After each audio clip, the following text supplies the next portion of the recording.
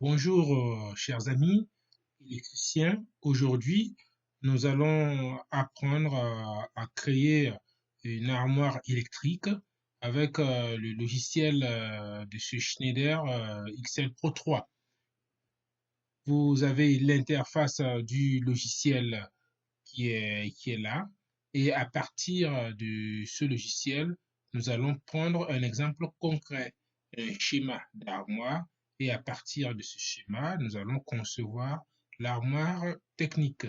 Et cette armoire électrique, vous pouvez transmettre ensuite à votre fournisseur de tableaux électriques pour qu'il puisse réaliser un chiffrage du tableau ou bien transmettre à vos équipes afin de pouvoir visualiser les agencements des différents composants dans le cadre d'un montage sur place par vos équipes. Bien, nous avons pris un exemple concret. Il s'agit de ce schéma d'armoire. Ce schéma d'armoire qui est composé de quatre interrupteurs généraux, pardon, et nous avons les départs, les disjoncteurs sur chaque ligne que vous pouvez identifier là. Donc, en regardant rapidement, nous pouvons identifier des disjoncteurs de 20 ampères, des disjoncteurs de 2 ampères, disjoncteur de 16 ampères, disjoncteur de 10 ampères, notamment pour de l'éclairage. Nos interrupteurs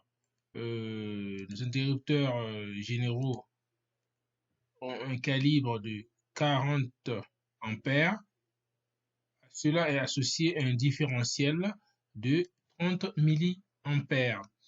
Ce type de tableau est utilisé dans les logements et pour pouvoir réaliser notre schéma, notre armoire électrique, nous allons procéder comme la méthode suivante. Premièrement, nous allons mettre en place le disjoncteur de branchement EDF.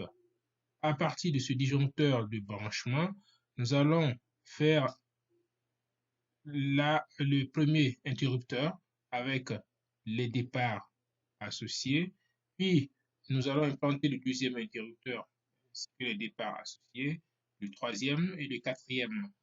Puis nous ferons un agencement afin de pouvoir positionner chaque équipement au bon emplacement suivant l'organisation du logiciel. Bien, je vous présente rapidement XL Pro 3. Donc, à partir de là, nous pouvons lancer une nouvelle étude. Nous pouvons enregistrer cette étude et aussi nous pouvons imprimer cette étude-là au format PDF. Bien, nous avons également la possibilité de faire une configuration des impressions. Nous verrons cela en détail tout au long de notre étude pour comprendre les méthodologies et les fichiers qu'on peut sélectionner pour pouvoir imprimer. Bien, donc ici, nous allons commencer par mettre en place donc un premier disjoncteur. Mais tout avant cela, je vais vous montrer quand même quelques icônes d'Excel Pro. Donc, nous avons la première partie, c'est la nomenclature qui définit l'ensemble des appareils de protection et des auxiliaires que nous pouvons identifier là. Donc, les disjoncteurs de puissance, les commandes de programmation, les unités de mesure, les alimentations, les prises de courant. Ensuite, nous allons avoir l'agencement. L'agencement, c'est l'organisation des équipements dans l'armoire technique. Nous allons compléter également un schéma d'armoire électrique qui répertorie l'ensemble des départs que nous avons effectués. Puis, nous allons définir l'enveloppe technique. L'enveloppe permet de voir, de choisir quel type de modèle plastique ou métal encastré ou en applique, mural ou sur socle. Puis nous allons visualiser également cette armoire pour voir à quoi elle ressemble. Et nous avons aussi les étiquettes. Nous aurons par la suite un bilan qui permet de voir l'ensemble des coûts représentés par notre installation. Puis, donc, le bilan de l'affaire également qui reprend les coûts de l'installation.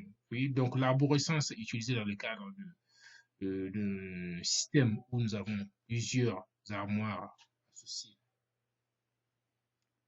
Bien, la communication, lorsque nous avons des modules de communication vers des systèmes tels que des RS 185. Bien, donc nous allons repartir au début de notre installation.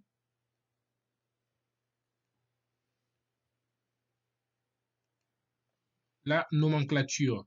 Au niveau de la nomenclature, suivant notre schéma, nous allons d'abord implanter le disjoncteur de branchement. Pour cela, je vais me diriger vers le système branchement à puissance limitée.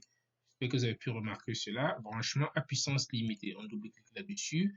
Donc ici, il va s'agir d'un branchement monophasé, homologué par Enedis avec un compteur, avec un disjoncteur. Nous serons sur le 15 ampères et un différentiel de 500 milliampères. Cliquez ici, donc nous voyons. On peut également prendre du sans différentiel, mais dans notre exemple ici, nous allons prendre le différentiel en plus. Donc, en fonction donc, des quantités, donc on fait évoluer les quantités. Ici, nous allons valider ce disjoncteur de branchement. Valider. Voici. Donc, la platine du disjoncteur de branchement avec le compteur s'affiche là, tarif bleu, et la quantité est définie. Quantité, nous avons un seul disjoncteur. Bien, après cela, nous allons rajouter notre interrupteur, donc il fait interrupteur différentiel AC 40 ampères, 300 milliampères de différentiel. Donc pour cela, nous allons prendre un interrupteur différentiel, 2 pôles, 40 ampères, type AC, 30 milliampères pour la sensibilité, connexion vis H, vis haut, vis bas, porte étiquette, de module. Oui, donc tout est bien. Nous pouvons rajouter un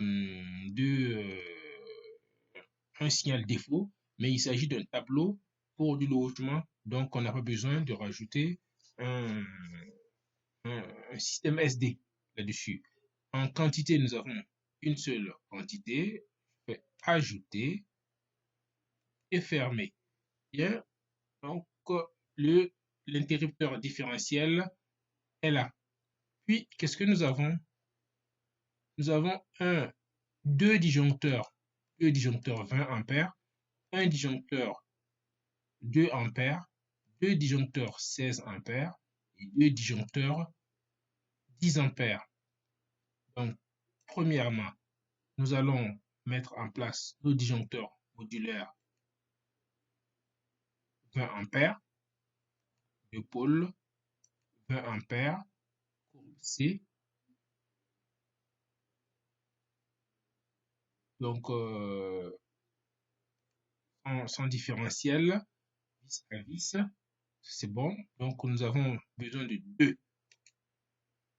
disjoncteurs 20 ampères. Ajouter.